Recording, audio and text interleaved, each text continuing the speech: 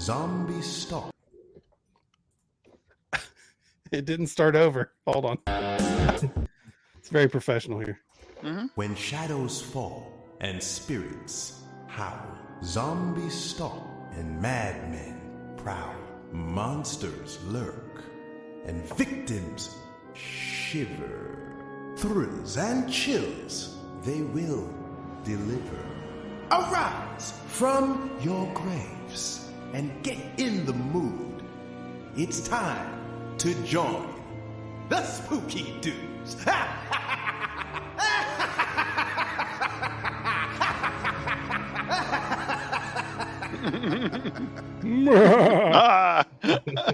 the best transition I've had.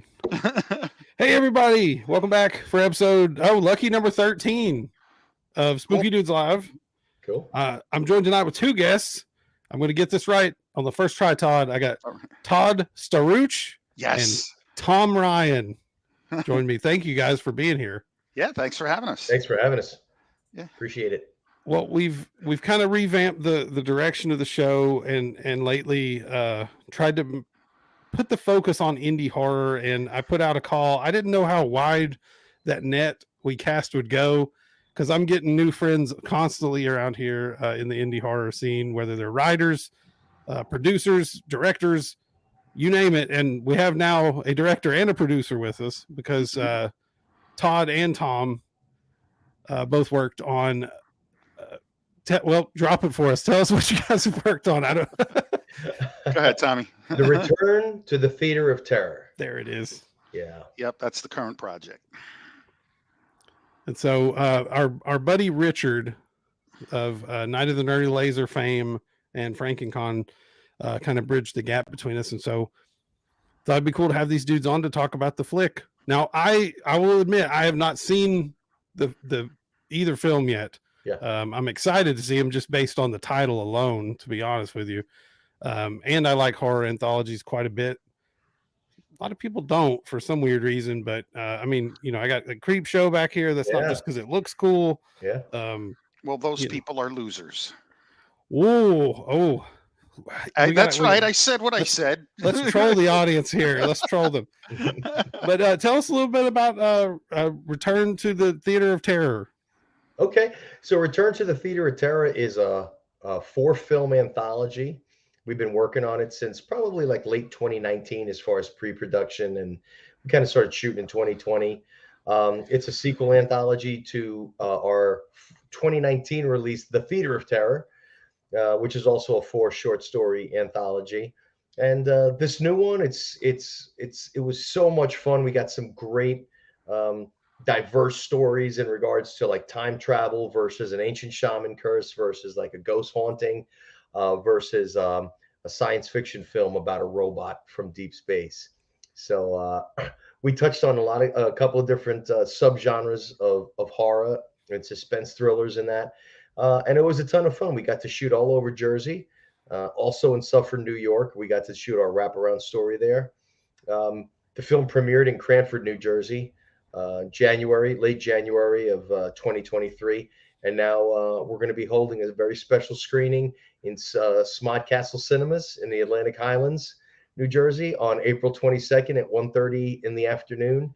We'll be wrapping up about 4 and then doing a Q&A and then heading over to Harborside Grill right down the street for an after party with our cast and crew and whoever could turn out for the film. I think it's going to be a blast. Okay, now you got my attention with the Smodcastle thing. Now I noticed another, I can't remember who it was at this point, but someone else, one of my other indie filmmaker friends on social media recently had a premiere there too. Mm-hmm. I know Kevin Smith. I mean, I don't know him, but I've followed him for a long time, especially he's like sort of the god of podcasting, right? So here we are with that. But is Smodcastle focused on bringing up kind of indie filmmakers and give them premiere experiences and stuff like that? There's still a functioning theater. Kevin and Ernie O'Donnell own the place, as far as I know, and they are focused on giving access to independent filmmakers to show their work down there. if anybody is interested, reach out to info@smodcastlecinemas.com. Let them know that you'd like to screen a movie there, and Ernie will get in touch with you, or someone else from their staff will get in touch with you. And that's what they did with us, and they welcomed us with open arms. So we're looking forward to it. It's great. We already actually screened one of our short stories, Splinter, which was a story that Todd had originally presented to me. And that's just some behind the scenes stuff. But Splinter was down there as part of the Smodcastle, the first Smodcastle Film Festival. Mm-hmm. And we screened down there already, and we went down there, and Kevin introduced the block, and everything was very cool. It was an exciting time, and the theater actually has a very high quality of sound and video. So just for all you independent filmmakers out there that might be considering it, they have great picture and sound. It's a great place to screen, and we had a great screening there. That's awesome, man. Yeah, I love that. I mean, I'll shill for Kevin Smith anytime, and I really love that they're making it accessible to indie film folks. Because I mean, I love big movies too, but like, there's not enough people sounding the trumpet for the indie makers. So that's fantastic. Well, so just real quick, given his roots, Kevin is very in tune with the indie film community, and people gave him a shot a long time ago, so now he's returning the favor. And as far as indie cinema goes, something that sticks in my craw is when movie fans cry about like the shitty movies in Hollywood, or there's nothing new in Hollywood. And it's like, well, there's a vibrant indie film community out there. Go leave your house. I know that's scary. Leave your house and go to a film festival, and you will see some amazing work. I mean, obviously I'm biased towards our work, but Tom and I go to a lot of festivals where our films screen, and we see a lot of other cool films, and that's how we end up working with some of these people. People that we saw or met at a film festival were like, "Oh, we loved you in your film. You want to work with us sometime?" And Tom is real good at that, at making those connections, and we end up working with a lot of those people down the road. Mm-hmm. That's most of the cast of Return to the Theater of Terror, Tommy, right? It's people we met at film festivals. We met at festivals, and they a handshake, and hey, we need to work together. And I'd say, yeah, I'd love you in that film. I want to work with you. And I think a lot of people are used to getting lip service in that regard, right? When they meet people, everyone's excited and everyone's, kind of making promises they don't intend to keep. But for the most part, some of the people that we work with are people that I met 5 or 6 years ago that I've always intended to do something with them. And it was great because we had the opportunity. When you're doing an anthology and you're not necessarily focused on one set of characters for a feature film, and you're doing an anthology, you have a lot of different opportunities to cast different actors and different people for different stories, and that's what this film gave us the opportunity to do. So it was great. Yeah, we got to work with some awesome people locally, great talents. I mean, these people that we work with should be on network television, and some of them are in the regards of supporting roles. But they're excellent. They've given our productions a real high production value. Absolutely. Yeah, that's the thing. Like what you just said, Todd. I'm in the same boat. I mean, I don't think I get as angry about it as I used to, but I'm like, there's this. It's hard to get the word out, right? Like, it's hard to beat the algorithms on the internet without a lot of funding to pay around them. Hard to get eyeballs on your movie because there's just so much. There's a lot of avenues to get the movie out there, and the technology is there to make it less expensive to make, but getting an audience to actually watch it and like invest in it with their time is difficult. So any outlet like what I have here on Spooky Dudes, or like with FrankenCon, we have a film fest, and that's sort of what kind of opened my eyes to. I've always liked indie movies, but it sort of opened my eyes to say, whatever we can do to push more of a spotlight on these people that are making these movies, because most of them are not doing this as their only job, right? You got that right. I don't think I've had anybody on the show yet who doesn't have a day job, right? Like, it's a weekend warrior thing. We're shooting a 60-minute feature over the course of like 3 years or something insane, some insane amount of time. it's just, I don't It's know a what the struggle, man. perfect The answer struggle is. is real. Yeah. Yeah. Yeah. I mean, there's The only so struggle. much Tubi can do, right? Like, Yeah, you know? absolutely. And, as a filmmaker, especially on the level that we're at, there's so much more involvement for, just let's say, for me, I am involved from the inception of the idea all the way down to like hanging up signs in storefront windows across the street from Smodcastle, flyers like I did when I was 17 and I was in a metal band trying to get people to show up to the show that weekend, right? Where you knew no one was going to come, but you're just taping flyers to the telephone poles. Um, it's a long, involved process, and at this level, when you don't have money for marketing teams and social media people, we could dump $2,500 on some individual and say just post my stuff constantly for a month. You know, that's kind of outside of our reach right now regarding where we are at budget level. But with that said, I think we really pour most of our energy and our passion into the films. Yeah. And then the rest of it is just like really just a labor of love. Like I just want people to see the movie. There are plenty of inexpensive avenues where we can do that. You just got to be creative, and you just have to be consistent and relentless, I think. I mean, Todd can Yeah. attest to it. Posting advertisements about your movie once before it comes out is not going to get you any attention. You got to hit people over the head with it. Yeah. You got to be that advertisement, that spam. Sure. You To the have to. point, you got to draw that, you got to have that balance, right? And you Mhm. realize, oh my God, I'm spamming everybody, but you got to defeat the algorithm. There is a lot of great content out there now, but there's a glut of content, right? Yeah. No one dreamed about streaming services, right? Mhm. So you'd go to a film festival and that was it. Now, like to your point, Tubi, like when someone says my film's on Tubi, that is awesome. Like that is awesome. But there's 5,000 other movies on Tubi. So how do you get them to watch yours as opposed to the next one they see when they're scrolling? Yeah, It is definitely a challenge. yeah, it is. Yeah. And so, look, we only have so much time to watch movies.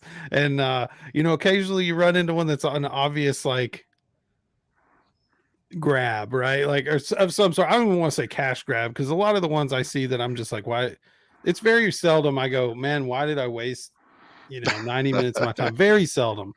I'm not saying my bar is really low. I'm just saying, like, I'm pretty open to movies, right? Like, Sure. Yeah. if I go to a con and I go to every single indie filmmaker table and buy a DVD from each of them, I'm not going to love all those movies. There's Sure. statistically speaking, there's Right. no way, Sure. but I don't, I try to take that into consideration too. But like Todd and I were talking before we went live about kind of the Wild Eye and Asylum movies. Maybe like 1 out of 10 Wild Eye releasing films do I like go, man, that was okay. But most of the time I'm like, ugh, Yeah. Yeah. So I don't know. It is a limited resource, but we just have to. If you want something different, you can occasionally get a different Hollywood movie, right? Like it does happen. Like Everything Everywhere All at Once was a very different movie than say like the last 15 Marvel movies. And I'm not knocking on Marvel. I love comic books, but that was a very different experience than watching like Captain America. Sure. Yeah. But if you want very unique experiences, you need to find these indie films that were shot on like a, I don't know, $10,000-$20,000 budget. Yeah. Well, or if less. you make it yourself, right? Nobody can tell you what to do. Like if you watch YouTube videos by like Chris Gore or anybody who ever got told no by a studio because the studio brass is thinking only about how do I put asses in seats. That's it. Right. Everything Everywhere All at Once almost didn't get made because a few studios, were like, what the hell is this? Like, no one's going to go see this movie, Mm-hmm. But like Tom said, at our level, we have a story to tell. We come up with the money and we make the movie. We're not answerable to anyone but ourselves, Sure. Yeah. you Right. know? So no one there to tell us no. Well, Yeah, and like you mentioned, there's so much content out there, but it's not just on the indie level. I mean, you look at any of these streaming channels, look mm, how many of these television shows come and disappear in one season Mm. yeah. because they're just kind of garbage. They're just not written well. They're just kind of these gimmicky little comedies that they're trying to come out with, or dramas, or they're trying to piggyback off some other trend that's kind of currently in, and they come and go. And I think that there is an abundance of content out there. You know what I try to do, and I think what Todd is and the rest of the team, we're all on the same page when it comes to the stuff that we make. We're making films that we're passionate about, that are inspired about films that we're passionate about, Mhm. and so we're always doing something that we enjoy, and it goes hand in hand with what he said. Like we're not responsible to deliver something that someone is basically hiring us to complete this film, which would be an investor or a studio, and saying, "Hey, you need us to," we're making stuff that we love, and Having said that, we love investors, by the way. we love investors We too, love and we will investors. make your movie if you give us Yes. money. Investors, come on, Yeah. investors. Yes. No, but it's just, it's we know that there are people out there making good movies, good independent films. We've seen Sure. them, like Todd mentioned, at film festivals. Some of them are just short films, so they're really hard for people to market or to see them. They're just kind of like calling cards. Yeah. Others of them are longer, and they're features, and they're excellent. There's so many factors that go into that. Do you have name recognition that's going to get you visible to people that want to make money off your movie? There's so many things that play into it. But the best thing is film festivals, um, the avenues, just like you guys said, Tubi TV is not like the mark of success, but it is a step beyond watching your own movies in your living room with your friends. Sure. Yeah. It's a step beyond holding your own personal little screening in a garage with a bunch of folding chairs and trying to get your cousins to come over and your buddies to come over and watch your movie. Mhm. It is a step up. So there's and what I mean about that is it doesn't necessarily, Tubi doesn't reflect the quality of the film, but I think it does. It is opening up a platform and market and opportunity for filmmakers to get their work out there, and then let the public sort through the crap and figure out what they like and what they don't like. It's always been that way. Yeah. Right. Except the standard used to be higher. It used to be higher to get a higher standard to get on the big screen, or a higher standard to get on television. But now with so many streaming platforms and YouTube television and all, and Tubi, like, yes, we're getting a lot of stuff that probably doesn't deserve to be there and would never have qualified back in the day of standards. But I think it's great for the independent artists, because you will find that gold nugget, right? Hidden gem, right? Like when That you'd go to the video store, right? And you're browsing the racks and you take a flyer on something. You're like, I'll check this out. And you're like, whoa, it turned out to I be a loved pretty it. good movie. That was great. Yeah. Yeah. Yeah. 100%. And people, 100%. like the hat right here, okay, Right. and even better, the mom and pop Video West store I used to go to as a kid. I would have their hat if I, we like to like wax poetic about the video store days, but it was the same story. You would see 100 cool looking covers, and maybe 10 of those movies were actually That's good. right. That's So right. it's the But same. you know old what's story. so funny about that, man? Like, out of the 100, the 10 that were good, I guarantee like 3 of those are probably your favorite movies of all time.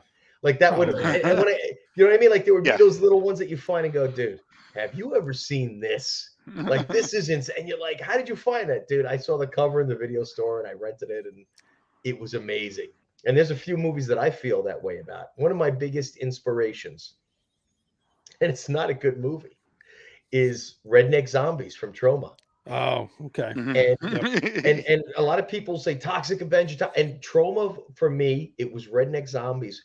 There was something so fun about that movie and so creative about the special effects and the zombies, and everything just kind of collided for me. And I said, and it kind of really inspired me to, again, want to get involved in filmmaking, and like, how did they do this stuff? And like, it looks like so much fun. I mean, Troma's off the wall with their with the comedic edge and the lightheartedness to all their films. So Yeah. that makes it look like it's fun to make movies. But stuff like that, like I would find a gem like that in there, or a movie like Memento. I had never heard of that film, Oh wow. and I rented it one day, and I was completely blown away. It's one of my favorite films. It's a film that I recommend to people all the time. Frailty is another film that's like that for me. That's With a good Matthew one. McConaughey. rules. Never heard it, never saw a trailer or anything, popped it in one day, and I was completely blown away. And now it's one of the top 3 that I recommend to everybody. Frailty, Memento, and Redneck Zombies. You're not a demon, are you, Tom? That's quite a mix. Yeah, no, probably not the zombies, but yeah, the other 2 for sure. Well, let's talk a little bit about the Theater of Terror projects here. So, Todd, you wrote on, but excuse me, just one second.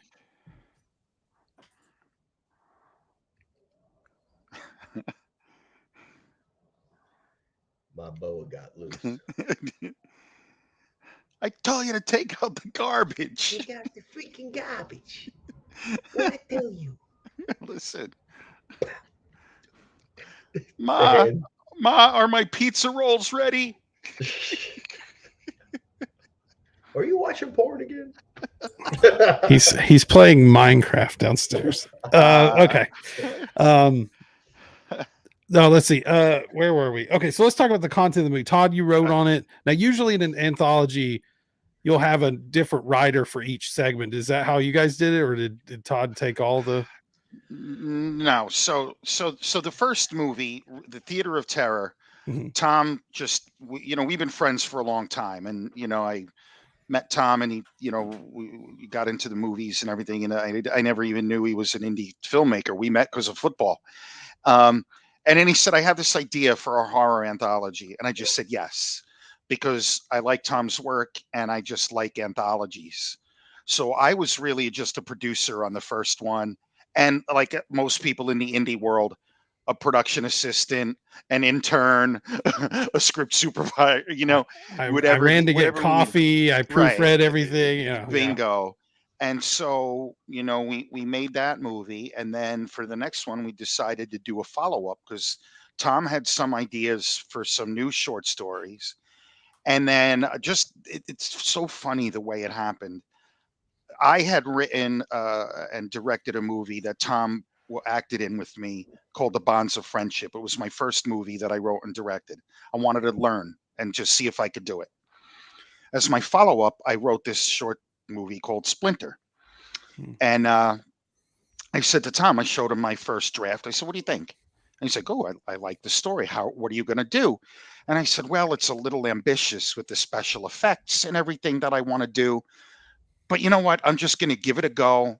I need to learn, and I want to see what happens. And Tom said, I'll tell you what, instead of doing it that way and maybe not coming out as good as it could be, how about we make it be one of the stories in the next Theater of Terror anthology?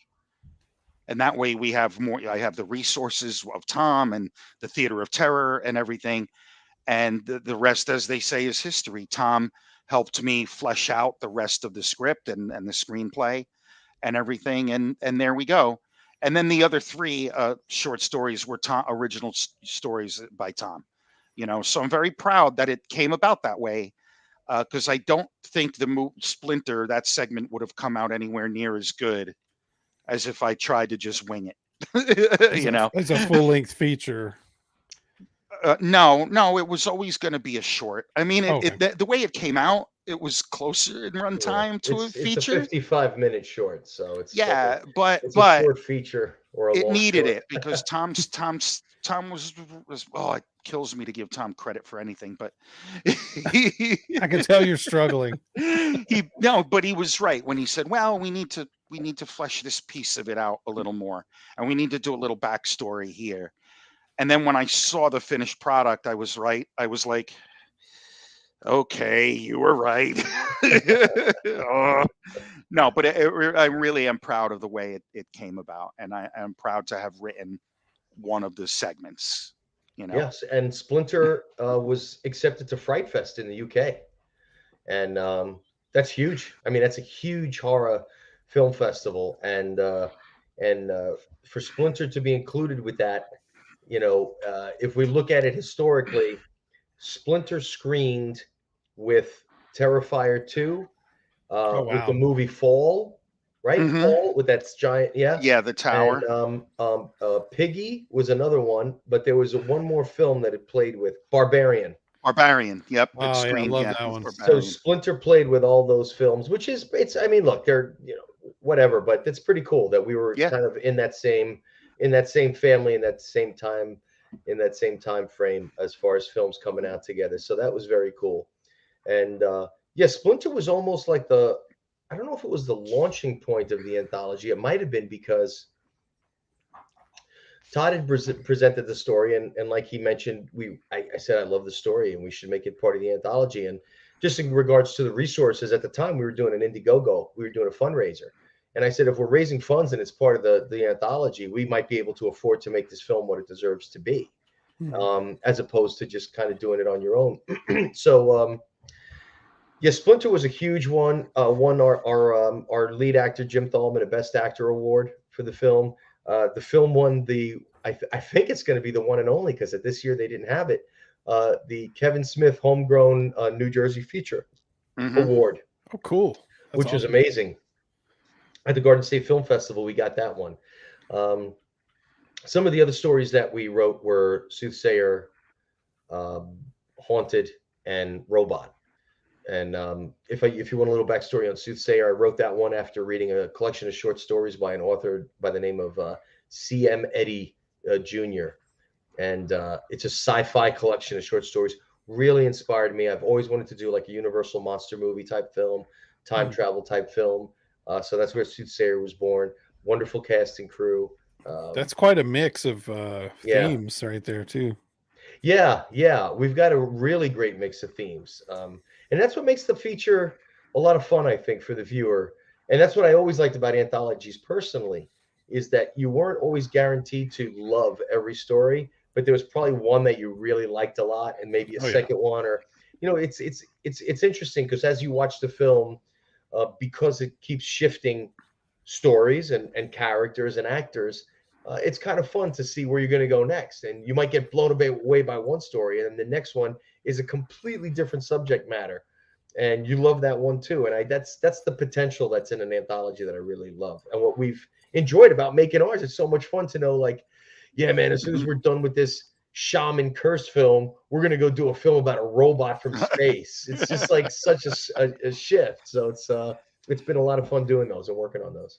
And, I and love the that. real sorry, didn't mean to No, to no, it's step cool. on. I railroaded you, Todd. Go for it. No, and the follow up to that is, and it really helps us, like from an outreach standpoint, is there's something for everybody. Like we do very well selling the film because it's marketable to people who are not necessarily horror fans. Oh yeah. You know, we did really well. We were selling our movies at like street fair, like neighborhood street fairs and music festivals and stuff. Because we're like, I don't like horror, but do you like the Twilight Zone? Do you like the Outer? Oh, I love the Twilight Zone. Well, here you go. There's something for you in here. So that's just another aspect of why I like what we've done, is because it's not only for the horror fan. Anybody can watch these 100%. movies. Yeah. Yeah, no, I love it. What you said, Tom, about anthology is horror is like the reason I like it. I've never seen one that I loved every single segment of. I don't think. Well, Trick or Treat's pretty good, Yeah. but it's also different, right? Like it's sort of this like anthology, but it's all melded sort of together. But yeah, usually there's like one thing that sticks out, like one segment you watch it, you're just like, man, this is amazing, and I'm gonna let these other ones pass because they're on the same disc, But no, I really love it for that, and the blending of of styles and different voices, like in the VHS movies, it's like I think it's one or two directors do the wraparound, and like each segment's a different writer director, and there's always one segment you're like, oh my gosh, this is amazing, but then there's some kind of meh. Sure. I just wanted to address that really quick, what you said about, because I remember that whole question started about with me and Todd about like different writers for every segment or what have you. The first Theater of Terror anthology that we did, that was actually, the idea was spawned from one of our producers, Russell Hackett, that wrote a short story called The Bookworm. And I said, that's great. And I'd love to work on that, but I want to work on other stuff too. And so the anthology idea was born. And I wrote The Gift and Abducted and Endangered, 3 other stories that went in hand with The Bookworm. And that's how that was kind of conceived. And then the same thing with Todd. In the case of Return to the Theater of Terror, we introduced his story, Splinter, into it. The reason I was able to work with these guys is because we'd worked together on other films, and we all kind of had that understanding of the way that I work and the way that we produce films, and the way that we work together as a team. What becomes difficult if you're putting an anthology together, I had the idea about reaching out to other filmmakers, other directors to get involved, other writers to submit their stories. And the problem that you run into that on the independent film level is, without lawyers and contracts, that can become very hairy very quickly. If you have a director that directs a writer's film and the writer does not agree with the final vision, if you have a writer come in and insist that, there's certain things that have to happen that production wise you cannot afford, there are a lot of situations that you could run into that can be very complicated on the indie film level. That's what I mean. If you're on a Hollywood level, it's great to bring in it because you can just have contracts and people understand what is going on, who controls what property, who's in charge of the final decision making. The reason I didn't do that with Return to the Theater of Terror, besides the fact that I think between us we have an abundance of ideas, so we don't really have to go out and get any. But it's because of the fact that Todd and I are friends. Russ and I are friends. We've worked together on film projects. They trust what I do with projects. They know my passion, the way that I communicate with them about what their vision is, about what they want out of the story. And so that's a relationship that we can maintain throughout the entire process without any worry.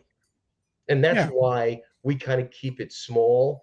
And don't go outside and get a whole bunch of different directors. I have plenty of friends that are wonderful independent film directors, and I would never presume to say that it would be a bad situation to work together.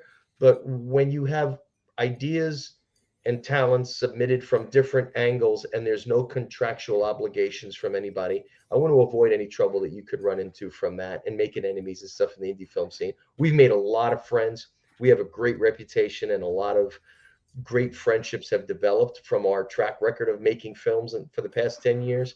And so I want to be very careful the way when we get involved with people, I want to make sure that those relationships are so solid that creative differences are not going to destroy that and destroy our movie even worse. Oh, for sure. Yeah, I mean there is a problem when you get too many cooks in the kitchen. Yeah.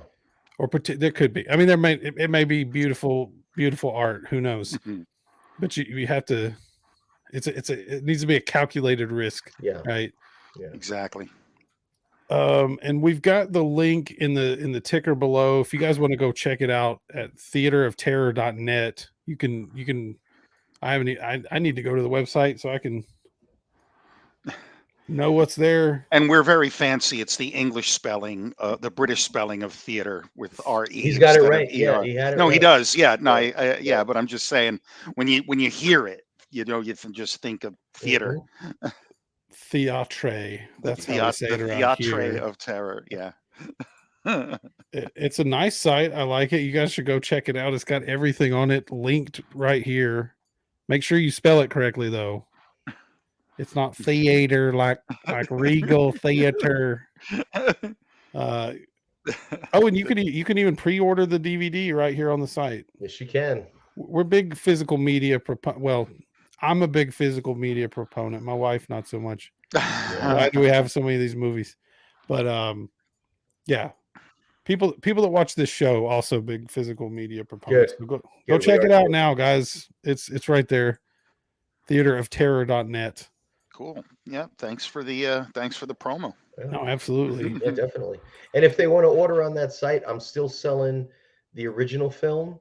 And if you get the Blu-ray of the original, The Theater of Terror, we've got like an hour of behind the scenes Easter eggs, the making of, just cool stuff on there that a lot of people are not aware of, that a lot of independent filmmakers don't include in their packages, and that's what we threw. And we intend to do that on return too. We've got some really great behind the scenes footage. Um, I feel that it's just a great. It's what got me into filmmaking. Watching the making of Star Wars and The Empire Strikes Back. It was a documentary that came out Oh right yeah. before Return of the Jedi came out, and I was blown away by watching the behind the scenes of them making those movies, and I was like, I want to do that. I mean that will be the main reason I lament the eventual complete loss of physical media, is that stuff is going to, the special features are going to fall by the wayside. Do you think that they'll make that an added rental? Like rent a movie for $1, rent it with the extra features for $1.50. You think they would do something like that? Because Doesn't I share your opinion where I feel like those extras and those bonuses, they're going to be like, guys, we just want to crank out rentals and stuff. We don't care about that. But I'm wondering if there comes a time when you've almost completely transitioned into digital media, don't you think that there would probably be stuff where like now available, the making of the Avengers or the making of, all these films that you could kind of rent that as well? I think I buy movies through Vudu sometimes, like especially Hmm. if they're not out on disc, um, and they offer special features, With but it's the not every standard rental movie. price? Well, I usually buy because I'm like, Okay. I may want to watch. I rented Street Fighter the other day, the awful Jean Claude Van Damme, the Canon. Great. It's great. Love it. I showed it to my son because he loves Street Fighter, and he was like, "Why is Guile talking like that? And where's his hair?" All kinds of questions. But for that, I didn't get any special. I don't think we got any special features with it. I think it was just the movie rental. But when I buy a movie on there, it doesn't seem like they're the same things that would be on the disc though. It's like Voodoo exclusive behind the scene thing. Hmm. So I don't think it's with every title either. But Hulu did like some extra stuff with Prey. Like they did the Hmm. Comanche That's right. The dub. language, Comanche language dub. Right. So I mean, I guess it depends on the filmmaker and like what their standards are. Like if there could be another streaming service that's just like that caters to nothing but us like super film nerds, and Yeah. Yeah. like, puts on every little special feature you want. I I mean I don't I know so many people that still collect discs though, but I just feel like eventually it's not going to be enough. But for now it seems to be okay. I hope it sticks around Yeah. like vinyl records have stuck around. Like I hope it. Not to say that that DVDs are the best quality of that you could watch a film on, but I just think that I just like to have stuff in my hands, because I see it and I want to. I can have a library of 1,000 movies on some streaming service and not even remember what's on there. Where I walk by my DVD rack and once in a while I'm like, man, I haven't watched that in a while, and I'll grab it and pull it out or whatever. It's just kind of this visual reference that inspires me to watch her. it's yeah, it's the thing that grabbed you in the video store, right? You looked at it and it was cool looking, so what's on it, it's got to be passable. So Yeah, Right. yeah. Mhm. I'm the same way, man. um all right, are you guys ready for some bonus questions here? Bring it. Okay, and I guess let's go Todd then Tom, and then on the second question we'll go Tom then Todd, and I'm gonna try to keep that straight in my brain. I probably Hmm. won't be able to, so we're All all right. civil Now here. listen. There's only Okay. two of us, so it won't be that hard. All All right, right, so let's go. this is the softball. Okay, Okay. Todd, what got you into horror? So I was just a kid and I would watch every Saturday the Godzilla, the kaiju movies, you know, and I would watch them, and then I can't for the life of me, I can't remember the name of it, but I was watching some horror movie, and my mother, must have been like 8. My mother came in and immediately nixed that. But I had a favorite aunt, my my mother's brother's wife. I would go to visit them. They lived in South Jersey, and she would basically let me watch anything. Yeah. So, And then one day I saw a movie called Dr. Terror's House of Horrors. It's a Hammer film, an anthology with Christopher Lee and Peter Cushing. And that cemented my love of horror and my love of anthologies. And that was it. I was like maybe 10, and then that was it. That's a good age to be like scared enough for it to leave an impression on you, but also like trying to be mature enough to be like, I'm not scared of that. You know, Yeah. Yeah. that's a So, really and good it, age for it. and then, so my family tree is a long history, but at the time, what also sort of traumatized me is Jaws came out, and I would spend summers. My parents were divorced, so I'd spend summers down at the Jersey Shore with my father, and he thought it was a good idea when I was like 7 or 8 to take me to see Jaws when it came out. And then he couldn't figure out why I didn't want to go out on the sailboat and why I didn't want to go in the water at the beach. I'm like, did you watch the movie, Dad? Took my kid to see Psycho, and now he doesn't want to take a shower. I don't get it. You know, like yeah. So, but I was scared, but I loved. I was into it from then on, all at the same time. That's great. Yeah. Tom? Yeah, I don't know if there was any particular time that I remember. I do remember when I was younger, I had these like Halloween records that kids used to listen to that would tell these spooky tales, that I really loved listening to. I love the storytelling. I love the creepy stories. I love that eerie feeling that I would get at the end of the story when it would give me that chill down my spine or whatever. That was definitely a start for me from a very young age. I really loved that stuff. It really inspired me. You know, when Todd mentioned Dr. Terror's House of Horrors, it reminded me of the Monster Club when I saw that with John Carradine and Vincent Price. Love that movie. And the one short in particular with the director that's scouting and he goes to the town filled with ghouls. Yeah.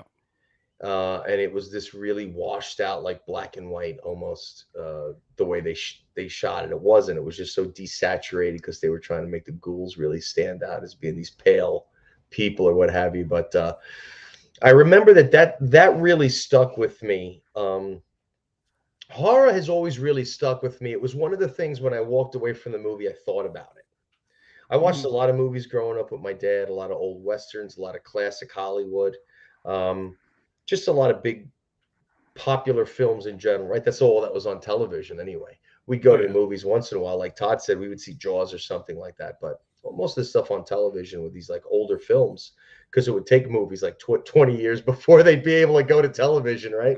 Yeah. So back then. So, I enjoyed a lot of those films. I really enjoyed a lot of Westerns and Casablanca and The Wizard of Oz and classics like that. But there was horror films always really lingered in my head because I would always be like, wow, what if that thing really existed? Or what if that happened to me? What would I do? Or what if it was just me and my friend and we were trapped in that water? What would we do? Or whatever the situation might have been in the film that I saw. They always really stuck with me. It made me think. And just watching The Twilight Zone and The Outer Limits around that time, watching a lot of the Ray Harryhausen stuff, the Sinbad stuff and all that, and watching those monsters and everything. All that stuff really just would linger and stick in my brain. And that's what I found so fun about horror until I became a teenager. I'd sleep over my buddy Mike Beck's house. And like Todd said, nobody cared about what we watched. Yeah. And so that's where I saw all the craziest trauma or whatever films were at the time. We were just watching whatever we could rent from the video store. And what was great is that the guy at the video store didn't look at the box and say, you can't rent that. Right. Like, right. Yeah, so it was good times. But that was kind of my inspiration is growing up and watching a lot of that type of stuff.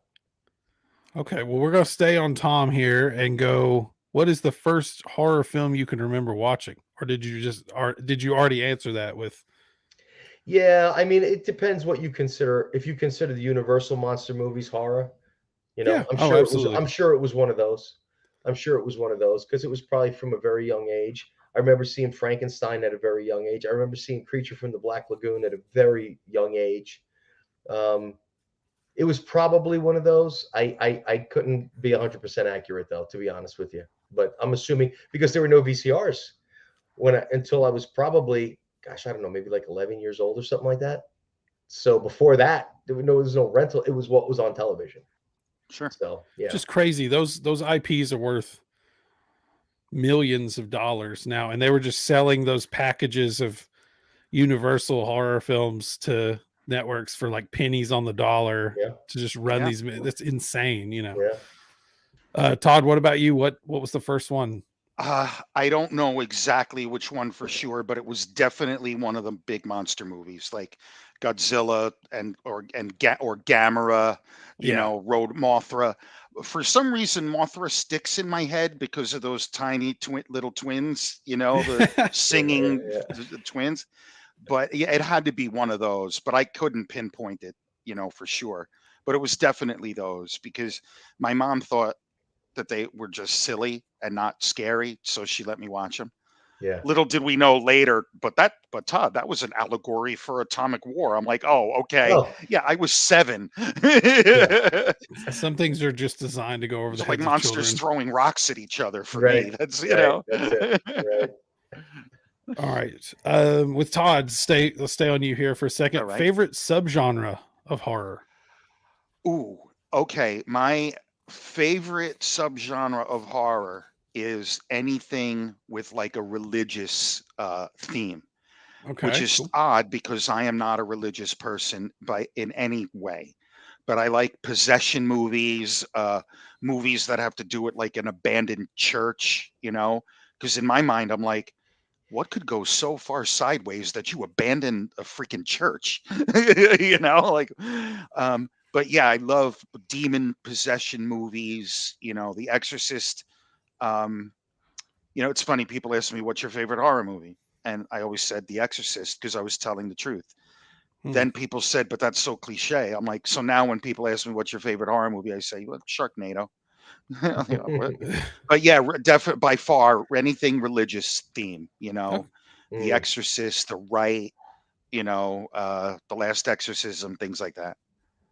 I love The Last Exorcism. I liked it up until the last 10 minutes.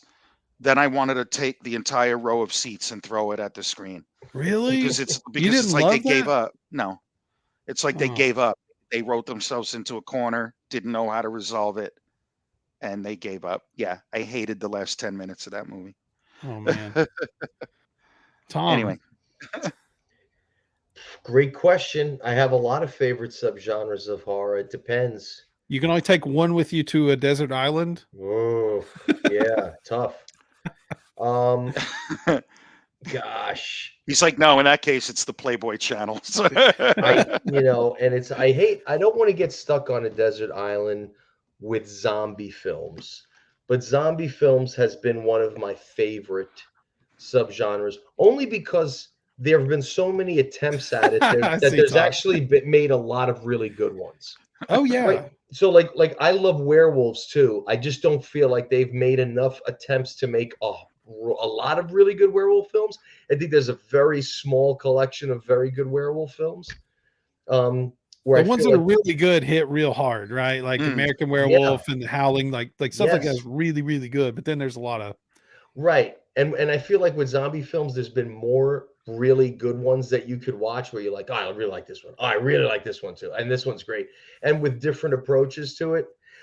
But if I had to get trapped on a desert island, I might almost say I would go with like a cosmic horror movie, just hmm. because those are always weird and they'll do something that you're not really expecting. Oh And yeah. that, like, that's what cosmic horror to me is like.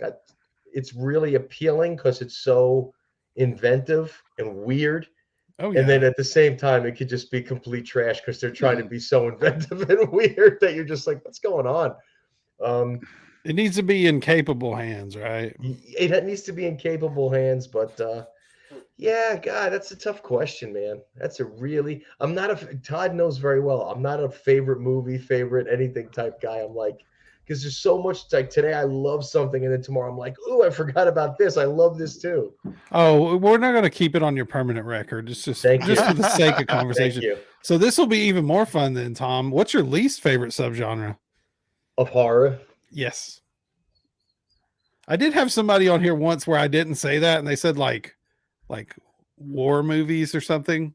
Yeah, And I was like, that's what I want to be I'm sure. just gonna let it slide. But you know, least favorite subgenre of horror. You know, at this point, probably the slasher movie. you're not the first person to say that. Yeah. Like you'd think everybody's these like 70s and 80s babies come on here and they're like, man, love that slasher. But I think everybody realizes that there is a Mount Rushmore of slasher films, right? Yeah. And then most everything else that's not in that very small construct is kind of garbage, right? Like it's, you know. Yeah. What's happened to slashers is I think it began at a place where there was a lot of thought and creativity put into the concept of the slasher and what the story arc would be. And then I think we've come to a place now where people are just happy seeing people getting slaughtered. Yeah. And it's like, okay, you know, all right, another big guy with I guess it's a scary mask and he's just killing people. And okay, you know, there's not a lot that's left to be desired as far as I'm concerned. But with that said, I do believe that there are people that can still create some great stories around that basic premise. We're just not seeing it that often. And unfortunately, I don't see anything really exciting coming out of the whole slasher genre recently. Yeah. I haven't seen, now, to be fair, I have not seen the last two Scream movies or like 5 and 6, whatever. I saw 1 through 4. So I don't know what happens in those. I'm sure it's the same thing that happens in 5 and 6.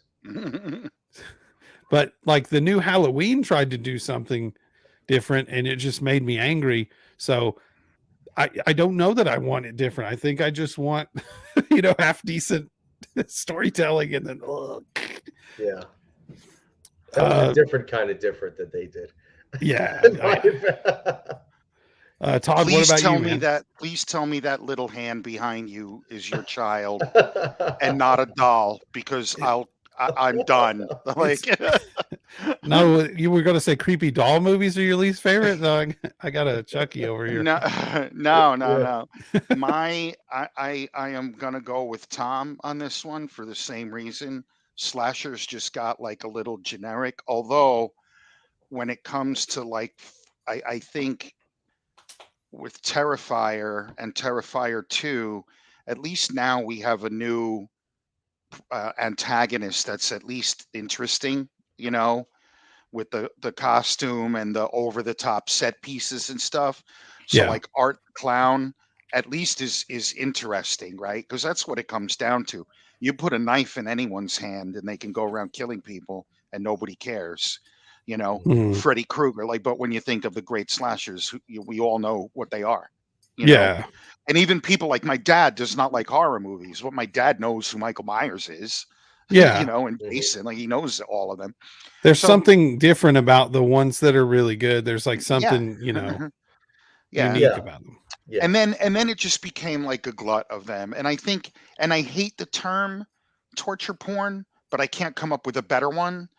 Tom and I talk about this all the time. Like, and I'm not picking on any one filmmaker, but when I see a thing on Facebook or social media, you're not going to believe my next movie. The gore and violence is over the top. I'm like, okay, great. Another girl tied to story. Another girl tied to a chair and tortured for an hour and a half.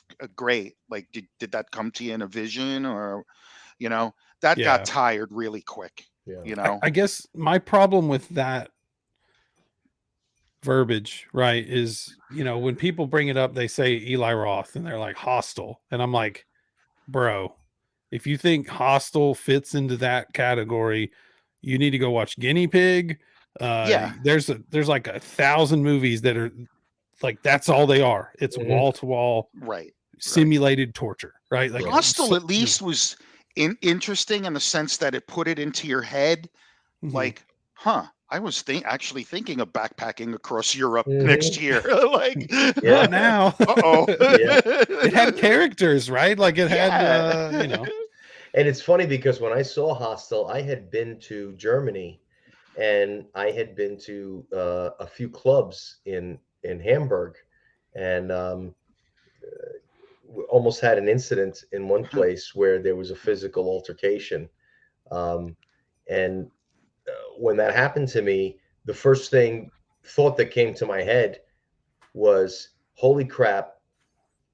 There's no one here that I can call to back me up. I got no friends. I'm not in Jersey. I can't just pick up the phone and go, "Hey, man, I'm in trouble. I got these dudes, and I need." Right. There's no one you could call, and it made me feel very vulnerable. And so when I saw Hostel, I totally related to that whole thing where you're just like, you're in a foreign country, you don't speak the language, you don't know where you are, you don't know how to get around, and you don't know how to get any help. And yeah, that was I liked Hostel a lot. I Yeah, me thought it was too. pretty I liked effective. it. And Yeah. then, of course, they beat that to death like they do anything that's moderately Every idea, successful. yeah, that's it. You Let's know, just squeeze that rag dry of all the money it can make. Yeah. right. Todd, okay. Next question first to you. And Tom kind of talked about this a little bit earlier, but when I say video store VHS cover, what is the first image that pops in your head? Metamorphosis, Wow, okay. because That it came had out. that textured cover with the light up eyes. That Mm. one, Oh, and Frankenhooker, because you'd press the button and it would say, "Want a date?" I still have a Frankenhooker VHS box. It doesn't work anymore. I don't know how to fix it, but Metamorphosis and Frankenhooker for sure. That's yeah, we great. got Patty Mullen is coming to Bride of Frankencon too, and so is Nice. Frank Henenlotter. Oh, she's great. Yeah, she's Patty's awesome. awesome. You should get James Lorenz too. It may happen. It probably will not happen in June because we are booked beyond. We shot for the moon. Let's just say, Oh, good. Um, Good. but yeah, no, we're excited about it. Okay, same question to Tom. And the reason I'm stuttering over here, I'm trying to find that cover, and the things that keep coming up are like a Korean movie. So maybe I'm typing it wrong. I'm gonna search for Metamorphosis VHS. Oh, is it a dude with his head in a Yeah. like a traction thing? Okay. Yeah, that's the one. Okay, I see And it that would now. light up, like the eyes would like light up or That's something. cool. That is Yeah. cool. Okay, I found it, but I had to search specifically for VHS. Yeah, because there's a bunch of movies that were named that over the years, but that's the one in particular. Yep, I'm thinking, God, what a great question. it is. So now you got me thinking. One of the ones that was totally my favorite VHS cover was Scanners. Mm, Oh With yeah. Michael Ironsides Yeah. like that with his freaking eyes and I Good loved one. it. I loved Scanners. And one that probably caught my eye was The Stuff. Oh yeah, with Ah, the Yeah, distended screaming jaw when and the melting over the toilet bowl and good everything. one. Yeah, hollow I think that was eyeballs. that's probably. I'm probably gonna go to bed tonight and be like, "Wait a minute," and then just remember another one. But yeah, That's a good one. those are a Oh, couple of good ones. those are great. Yeah. Okay, Tom, still on you. What's your favorite era of physical media?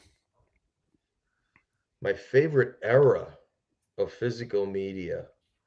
I realize VHS has made a resurgence recently in the collector market, but You're I talking like a still. decade, or What's your favorite? Just what's your favorite physical media? Like what's been your favorite thing? Did you just love renting those tapes and rewinding them and this and that, not yeah, having to worry about scratches or what has been, yeah. you I'm know, not a big DVD and that stuff. It's too gentle for me. yeah. Yeah, VHS tapes. I love them. I love the 80s, man, because everything was like durable.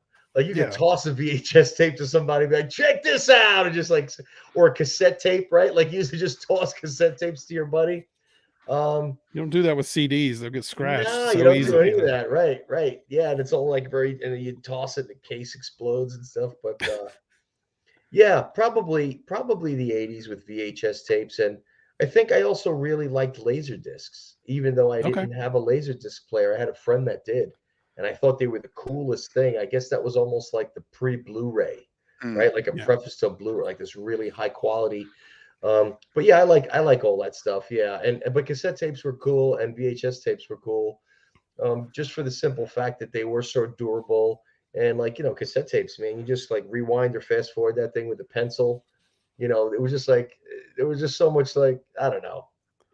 Like I said, you could carry it in your pocket, right? You could sit on it and be like, oh shit, I got this tape in my pocket. And just hand it to your buddy to put it on. And with CDs and DVDs, they're too big for pockets. And, they're just, There's doesn't not work that as like tactile, feel, that nice feel of having you're not gonna sit there with a CD just sitting in your pocket, like just rubbing on it, because Yeah, you're yeah. never gonna be able to watch it or listen to it again. It's like, You pop that VHS tape in and you're hitting the tracking button to get the static off the screen, right?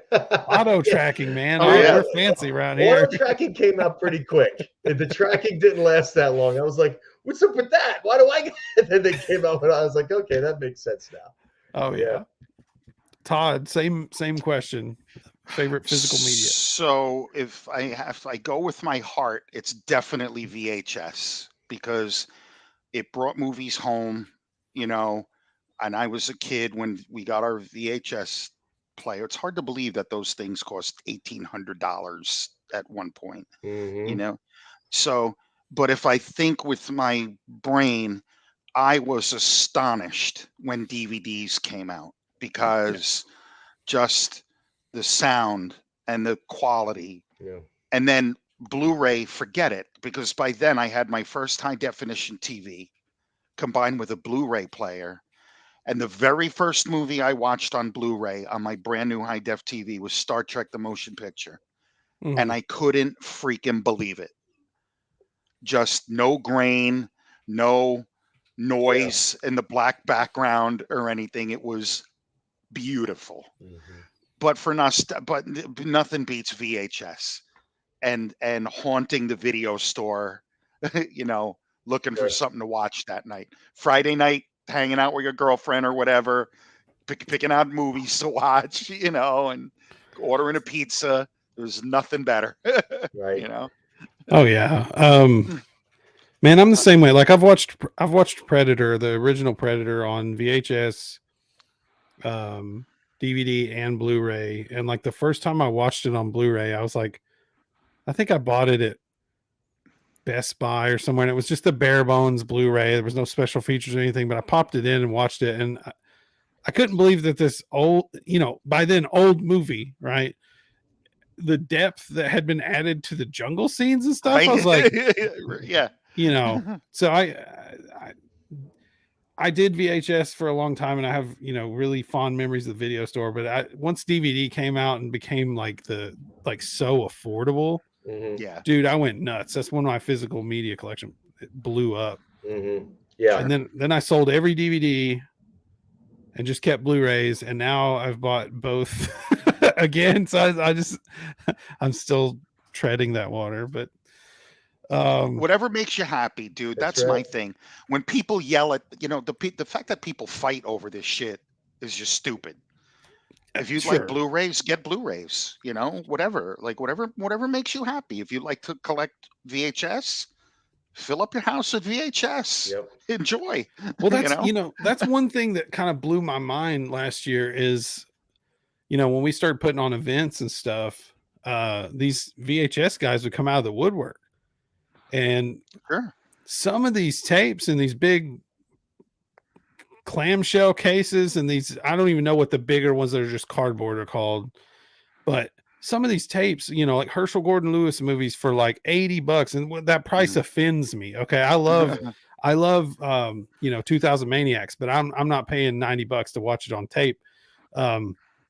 But it is kind of cool that it's still a thing. Yeah.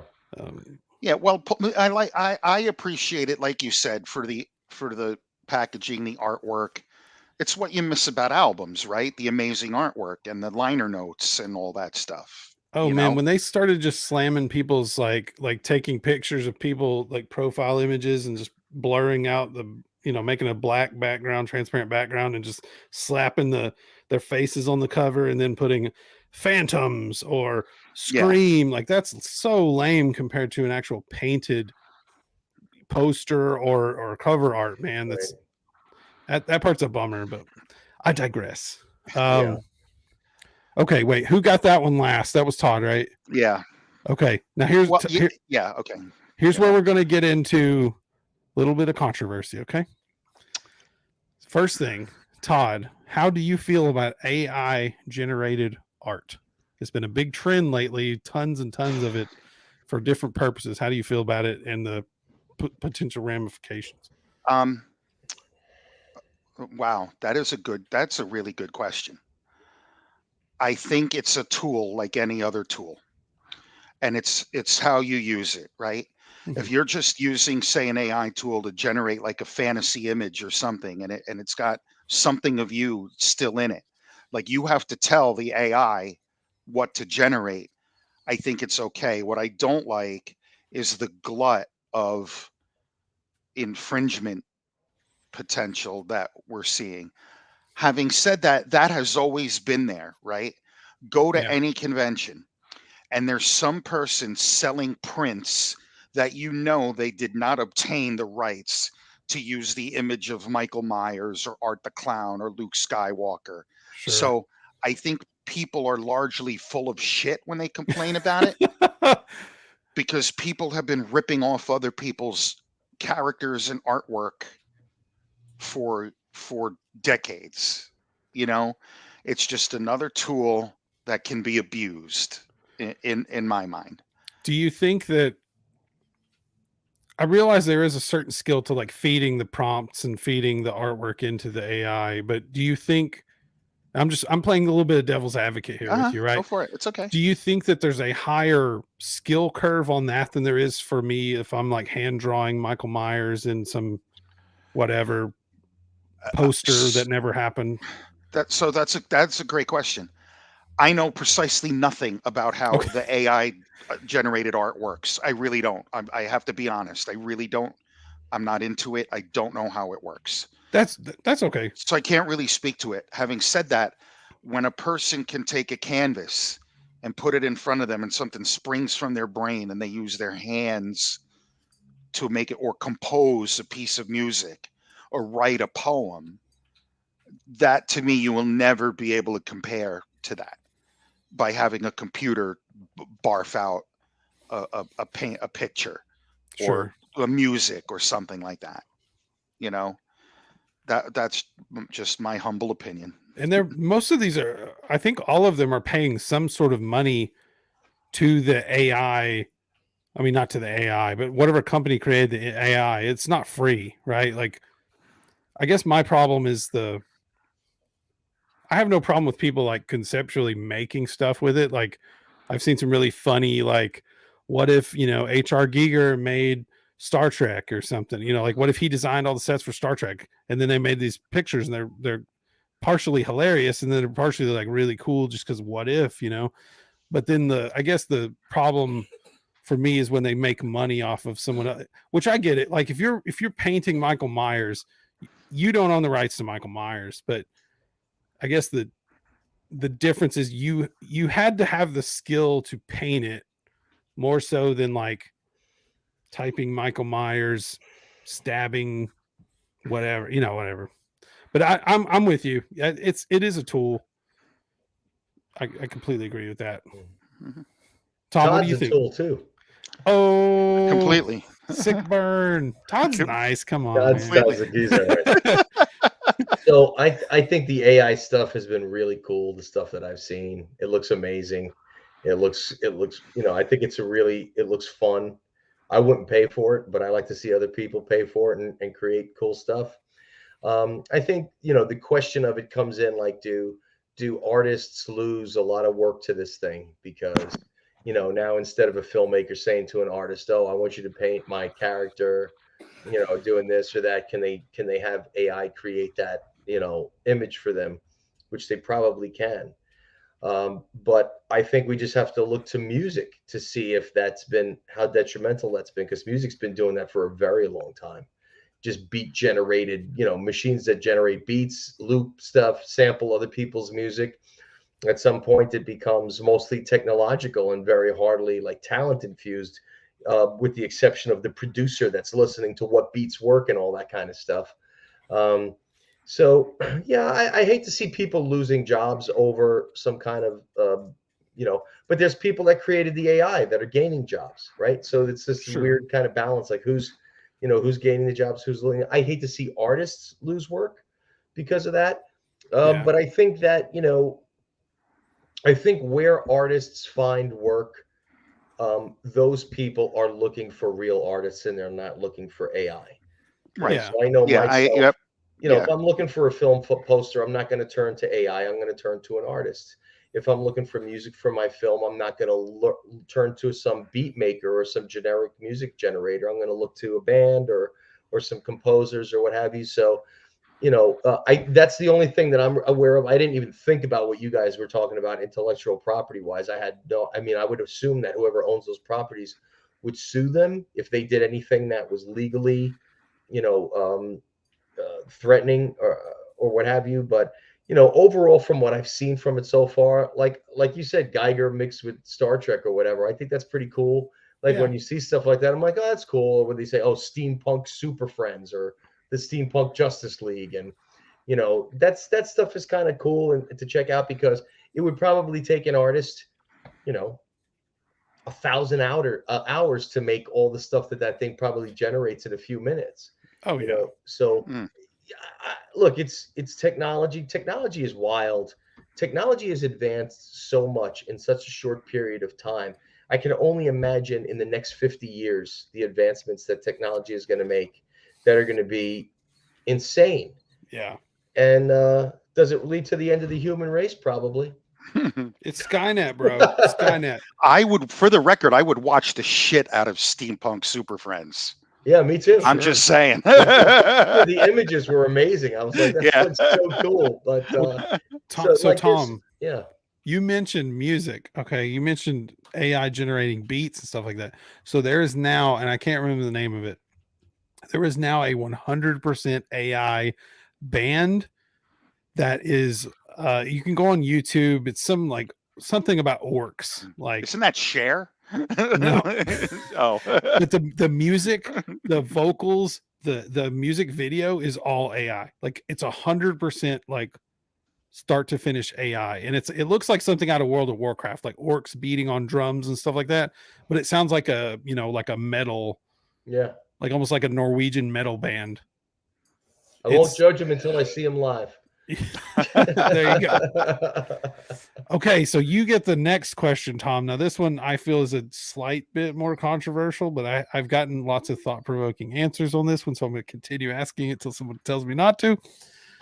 What are your thoughts on sort of like the whole cancel culture thing, and how, I guess the example I typically give on the show is I sort of canceled for myself Victor Salva after the guy that made Jeepers Creepers, after the whole pedophilia thing came out and stuff. After, I didn't know about it till after I watched the second movie, but apparently it was known, and he was prosecuted and made film, the first one and the second one after the fact, and a movie for Disney called Powder.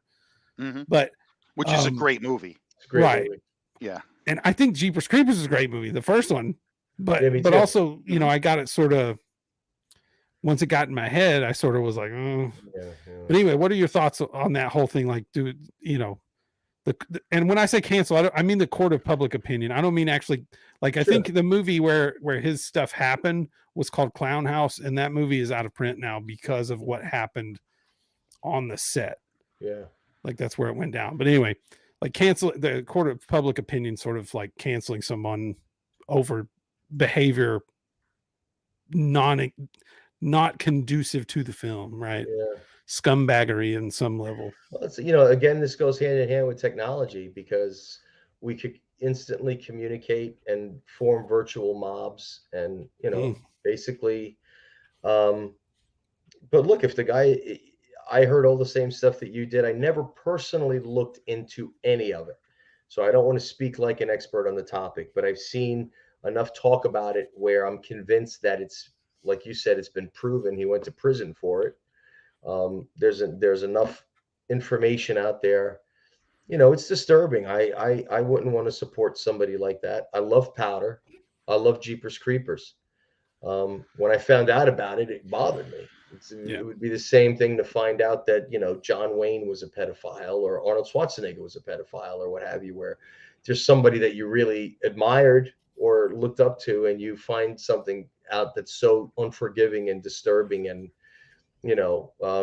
I think that it's a weird thing that I feel kind of follows Michael Jackson around that not a lot of people talk about. Or, it's weird. It's like the guy is like such a staple in the cultural pop music in our country, and yet there's so much controversy behind his personal life, and what may have or may have not happened. Who knows? Somebody knows. I certainly am no expert on it. Sure. It's weird, man. I grew up in a different era, so everything that I know is not cancel culture. But we didn't have social media back then. Mhm. But does that mean that people that do horrible things should get away with it? It's just it's kind of like a loaded question and a loaded situation where, if somebody did something terrible, man, like Harvey Weinstein, man, cancel that son of a gun.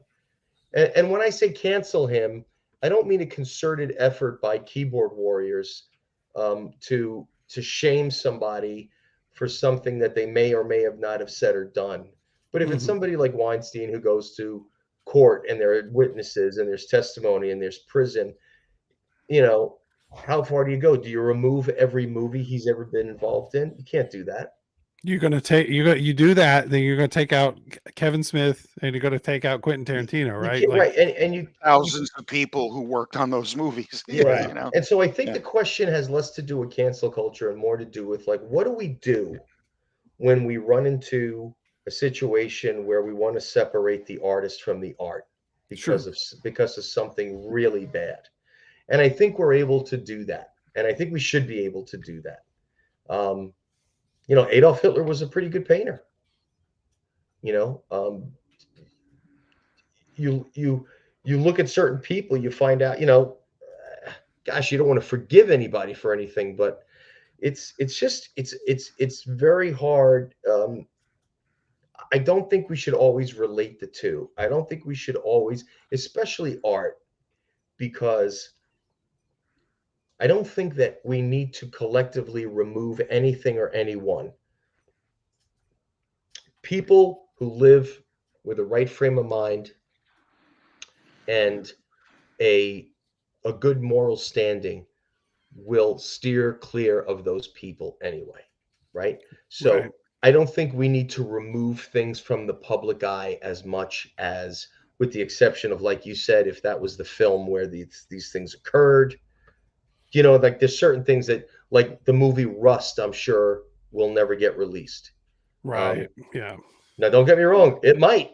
I could be wrong, but I would think it's never going to get released. So I think that people with the right, moral high ground and will just understand, hey, I am not going to support this endeavor in any way, shape, or form, and allow the individual to do it the same way we do it with businesses, right? If somebody doesn't like a Hobby Lobby, then don't shop there. Bingo. And Right. allow the collective voices to just be silent and take their dollars elsewhere, right? Nothing speaks louder than that, right? Your money talks. You pull it out of the things that you don't support. And I believe that that's the way that I personally protest or support anything. I spend my money there or I don't. And Right. that's just the way, that's the kind of generation that I've grown up in. I know now with social media, everyone feels that they need to express their personal opinion on everything that happens. Facts be damned. Yeah. So it's just, I try not to get caught up in that stuff, but I'm sorry I went on so long about it. I just trying to find the right way to convey that, because it's a really weird kind of like a loaded topic. It is. It is. That's why I like to ask it, just to see, and you can, I'm not sure what I'm 41. I don't know how old you guys are, but I'm assuming we're kind of I'm a around the little same. older. I'll be 55 in a couple of months. Okay, all right, cool. You don't look a day over 54, Todd. Thank you. I appreciate that. You don't. And you look pretty good for 60, Tom. Oh boy. Yeah, no, I'm with you. I think, like, and as strongly as I felt about the whole Jeepers Creepers thing after the fact, when I would talk about it, that's what I'd say. I would say for me, I don't put any money towards that property because of that. But if somebody's like, man, I love Jeepers Creepers, dude, bro, If the enjoy original it. was on, Like, if the original was on, would you watch it? I don't know because I haven't since I found out. See, Like I would, because for a few reasons. All the actors and the crew members and the producers and everyone else involved in that film I'm sure had no idea of the personal crimes or, you know, debauchery that this freaking director was capable of. right. And like I said, if Michael Jackson comes on the radio, I don't change the station. Like most people, you'll listen to a hit and you like it. You try not to think too much about it. If I see Kevin Spacey in a movie, I'll watch it. Yeah. I'll watch a Roman Polanski movie, like most people still will. Hollywood still opens their arms to Roman Polanski. So it's just very hard to, and I don't believe that you're serving any purpose by not watching the movie. You're not Sure. punishing the filmmaker. I The agree with that. filmmaker is getting paid. Right. And I mean, I've watched Rosemary's Baby several times. Still listen to Michael Jackson. So it's like a pick and choose kind of thing. Would I watch it, here in a year or two, like when my kids start getting old enough to watch horror stuff? Probably. But I haven't until then. I guess it's taking me some time to like rectify how I truly feel about this whole thing. Is it that there's some evil infused into that movie for me to watch it, or is it that I feel pressured not to because of what I know about that guy by myself, not anybody else? Like no one's ever come to me and said, "Don't you dare watch Jeepers Creepers again." I've never heard that before. See, so. if there was a connection between the film plot and the scenes to what he is accused of, I would certainly see never watching that again, because now you question his intentions when he's making that. But the film doesn't reflect any of that kind of subject matter. Again, I wouldn't hold it against you if you watched it. It's not like you're sitting there saying this is a great guy. You could walk away from the movie and go, I can't believe this asshole directed this movie. How does he make such wonderful movies? He's such a terrible human. It happens. And that is exactly how I feel about it. For me, I hate the term cancel culture. I hate like what it kind of represents. Tom is 100% right. For me, it's an individual thing. A very recent example, right? The Hogwarts Legacy video game, right? Oh, J.K. Rowling, huge effing controversy, right?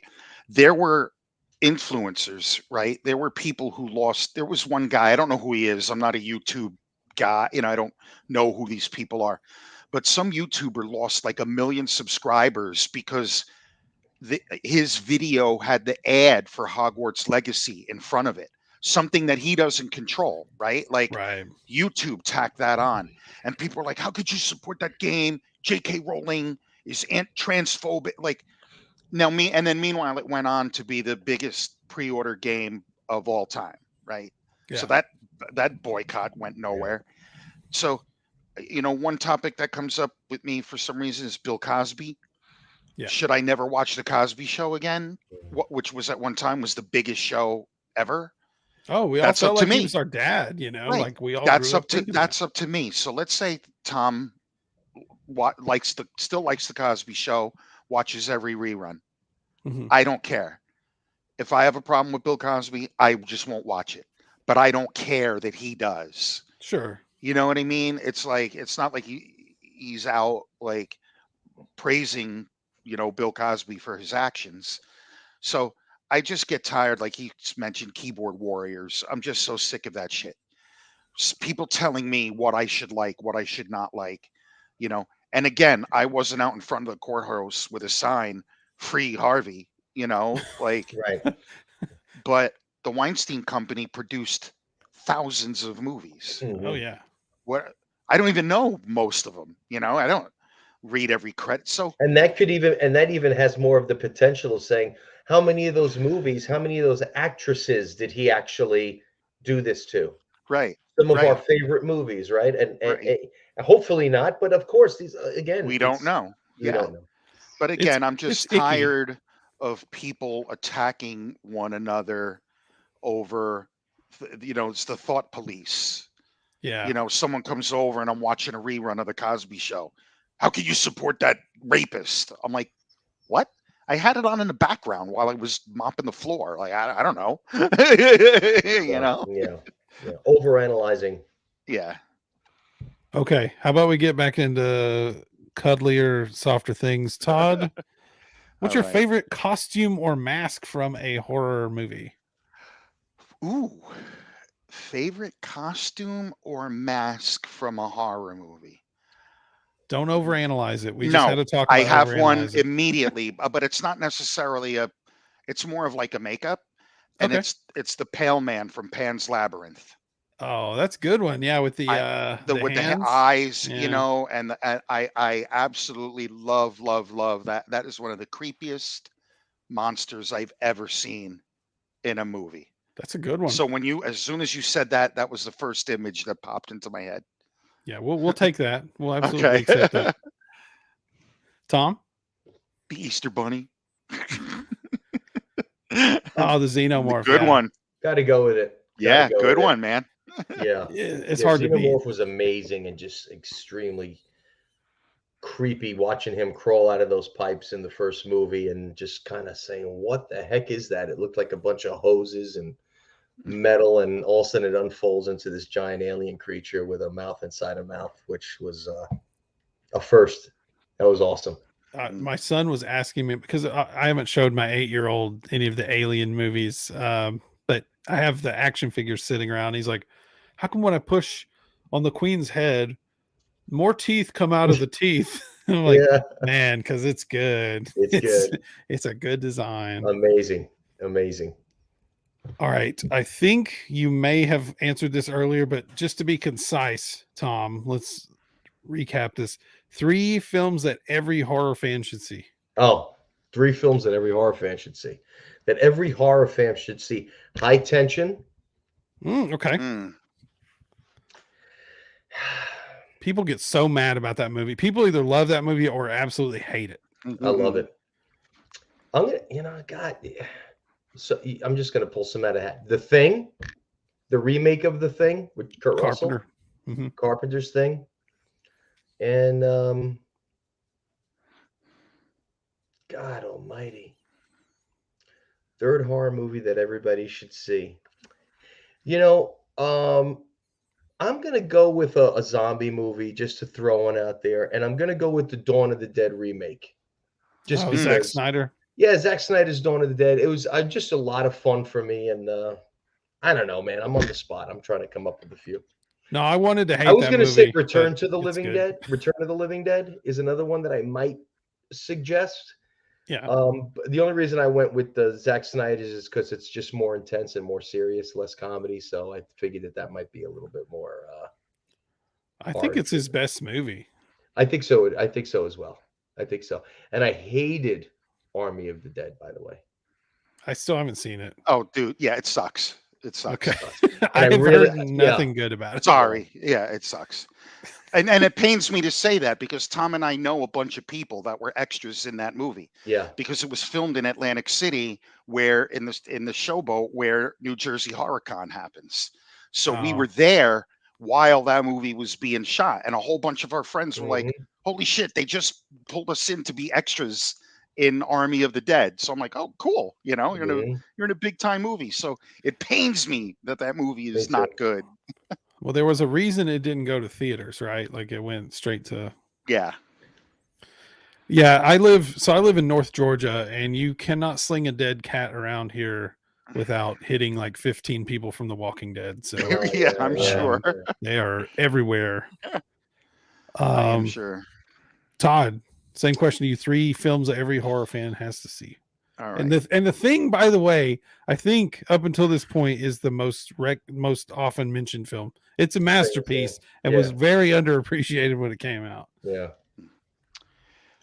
Okay, so Night of the Living Dead, just because it was 68? Yep, Okay. the original. my Although I favorite do film. like the remake. You know, Tom Savini's version was very good. Oh, it's good. But that was like a genre creating film. You know, um, Universal's Frankenstein. Yep. Because it was the first movie with the big time special effects for the time and the makeup and the acting. And then people debate me endlessly whether this is a horror film or not. And to me, it is. The Silence of the Lambs. Yes, it is. Of course. People tell me it's a psychological thriller. I'm like, okay, fight me. What do you want? You know, Dude, like he is wearing the face of a police officer. Right. Okay, it's a horror movie. Yeah. So those are my 3 right off the top of my brain. Nice. Those are good. Those are good. Yeah, and people like to debate that because of the Oscar thing, right? Like once a movie is in for an Oscar, it's like this can no longer be a horror film. It is a thriller. You know, like whatever, man. Horror's good. Exactly. Okay, Todd, this is the last one. This will be the swan song question here. What advice do you give to an up and coming, in your guys' case, a up and coming filmmaker who is, you know, just starting out? Okay, is this me? Start with? Okay. Put in the effort. Do not right. Equipment has gotten cheaper. Don't just grab a camera, grab a bunch of your friends and say, hey, let's make a movie. Put in the effort. Put time into your story. You know, put time into working with your cast. I judge film festivals all the time, so I watch a lot of indie movies. So I can forgive. I recognize budget limitations, right? We all have them. So if you have to ease up on effects or whatever, I can forgive that. But just put in the effort and it will be worth the time later. Everybody, look, the fun stuff is rolling the camera, right? and playing make believe. That's the fun shit. There's all the prep that goes into it. Make sure you have a solid story and you've mapped it out and you worked it out with your cast. Just put in the effort. Yeah, dude. No, that's great. Yeah, if you have a solid story, I mean, it could look like dirt and still be a good movie. It's still watchable. Absolutely. I see a lot of horror, a lot of indie horror where we're like, okay, the fake blood looks a little cheesy or whatever. Man, where did they come up with that idea? You know, for that script. You know? Yeah, Tom? just I you know, 100% agree with Todd. And putting in the effort also means pre-production effort, as far as the attention to detail, the attention to your cast and your crew, your scheduling, your location scouting. You know, simply put, be organized. Be organized, man. There's so many indie filmmakers out there that feel they have great ideas and they have set great goals for themselves, but they're so unorganized that it creates chaos when it comes time to shoot.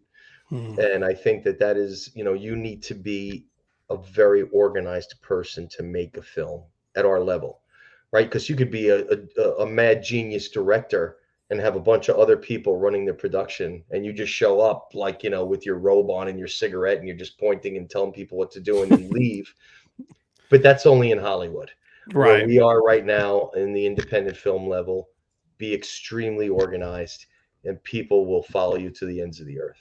If you are not an organized person, it makes you look like you don't know what you're doing, and you're very quickly gonna lose control of the set. Yeah, it's gonna bring undue stress on everybody that's working with you. Yeah. Word. So that's good advice, guys. All right, really quick, I gotta mention my sponsor, Fright Rags. We all wear t-shirts.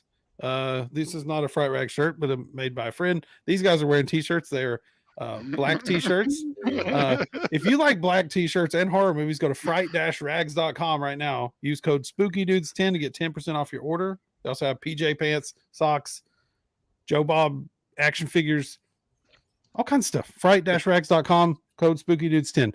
All right. I should have done that a little bit earlier, but it's okay. We're still here. It's all good. All right. I want to thank you guys, Todd Staruch and Tom Ryan. I got it right again, didn't I? You did. Yep. And it's spooky, right? Yeah, it's on my birth certificate. I came out and my parents said, "Man, he's spooky." Love it.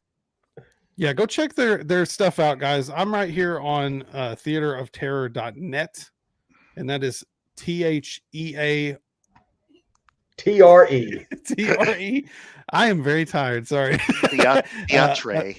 Terror.net. You can get the original film. I already clicked on it.